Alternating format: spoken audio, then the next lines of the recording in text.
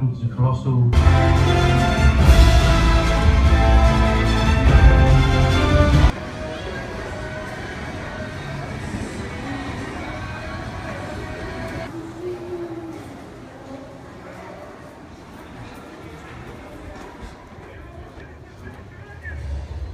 Shark Week at the Movies, a one-night world premiere event.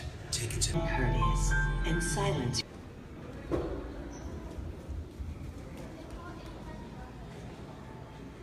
Alright guys, so as you guys saw, I did something a little bit more different with this movie day. I saw this movie twice.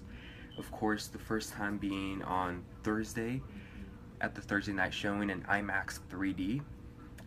And the second time being today and Cinemark XD. So I saw it twice in two large theater formats. So I got some things from the theater. So when I went to go see it in IMAX at AMC, they gave me this cool little Spider-Man figure. It's not bad. It's pretty cool actually. It's pretty cool to have. And when I saw it at Cinemark and Cinemark XD, I got this cool poster. As you can see down there, it says see it in Cinemark XD, and it's a really nice poster. So in Spider-Man Homecoming, we have Tom Holland, who plays both Peter Parker and Spider-Man. And Peter Parker is more of an outcast in this movie. And of course, he is Spider-Man at the same time. So he's having a kind of like a difficult time both trying to be a teenager and trying to be Spider-Man, your friendly neighborhood Spider-Man. And at the same time, he's trying to prove to Tony Stark that he's responsible enough to be an Avenger. At the same time, we got the Vulture, who's played by Michael Keaton, who's not your typical villain that wants to take over the world for whatever reason. He has a good, solid reason on why he kind of wants vengeance on Tony Stark in a way. Guys, I grew up with Spider-Man. The first Spider-Man movie came out 3 months after I was born, and because of those movies, Spider-Man is basically nostalgia to me. It basically, when I was younger, if you told me to name any superhero, it would be Spider-Man. I own all 5 movies on Blu-ray, and I recently bought the trilogy because of how hyped I was for this film. And of course, it's Amazing Spider-Man 2. They did a great job capturing Spider-Man, or in fact, Peter Parker, because this is more of a Peter Parker origin story rather than a Spider-Man origin story, because when we saw the first Spider-Man movie, and of course the Amazing Spider-Man movie, we have the story when Peter Parker got bit by the radioactive spider and when Uncle Ben died, and we don't have any of that in this movie. But it's obvious that all that happened because they know that everyone that's going to see this movie already knows the story of how Uncle Ben died or how Peter Parker got bit by the spider, and we don't want to go over that for the 3rd time once again, and we just want to get straight on to the point with the whole Peter Parker being in high school thing and the Spider-Man thing. And I appreciate that they're trying to do something different and not tell us the same things that we already know, because just remember, this takes place in the Marvel Cinematic Universe now. We have now Tony Stark, who's basically being a father figure to Peter Parker.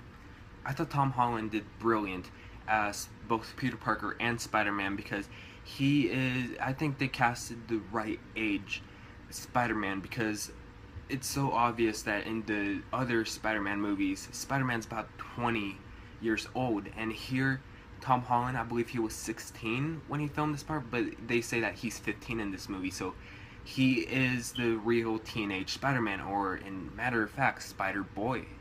And of course, the innocence of Peter Parker is in this movie like it was present in any other Spider-Man movie.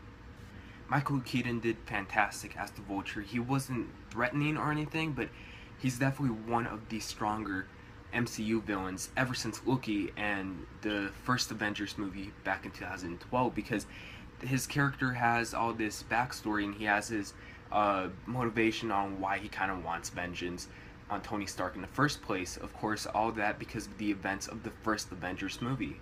And there's a lot of depth into his character because, again, like I said, he's not your typical villain where he just wants to take over just cause. He has his own reasons. As much for Robert Downey Jr., I think he's more of a marketing gimmick because they use them in a lot of the promotional material for this movie, and he's not in this movie a lot. But at the same time, I didn't really need Tony Stark to be in this movie a lot because I wanted a Peter Parker or a Spider-Man film. And for the screen time that Tony Stark had in this film, it was perfect. And once again, he's like the father figure for Peter Parker. Jacob Batalon as Ned, who is Peter Parker's best friend, I think he absolutely stole the show in the scenes that he was in because he's funny, he's very likable, and I just loved him in this movie. And Laura Harrier as the love interest of Peter Parker, she's not in this movie a ton, but for the parts that she's in, she is pretty good. And same goes for Jon Favreau, who's back as Happy Hogan, and I'm glad he's back. He's so good in this movie. And not only that, but how can I forget to talk about Marissa Tomei as Aunt May?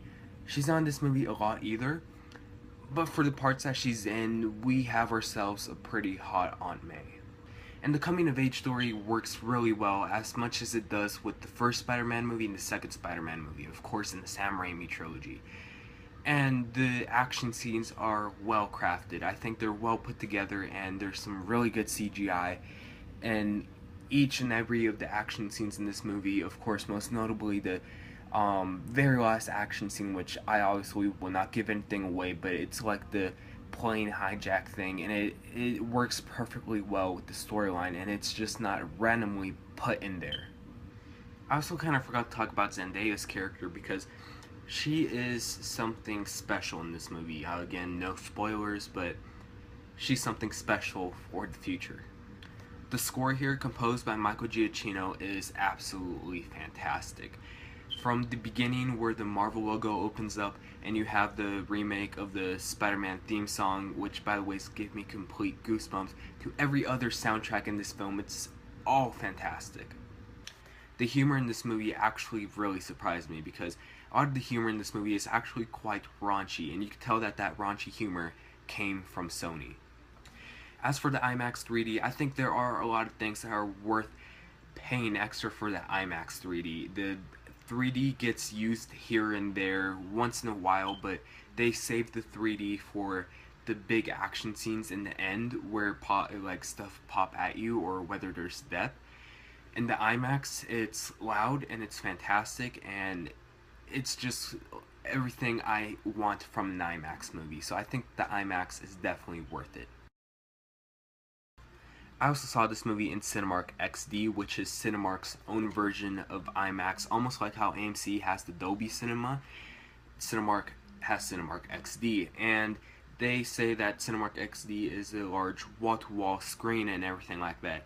And since I go to a lot of movies in IMAX and Dolby, the screens are much larger in IMAX and Dolby, and here the screen wasn't as big as those screens. It feels more medium, so I was kind of disappointed, or really disappointed in fact, with the screen size, but maybe it's because I was also kind of sitting in the back and I was reclining, and I need to sit kind of like in the middle to get that big screen effect. But Cinemark XD does have 11.1 surround sound, which is almost exactly the same as Dolby Atmos, which has those overhead speakers, and of course every time, let's say, Iron Man or Vulture passes by you, like the overhead speakers are active and it feels like Vulture or Iron Man are actually passing right above you. So I definitely recommend the Cinemark XD for the surround sound.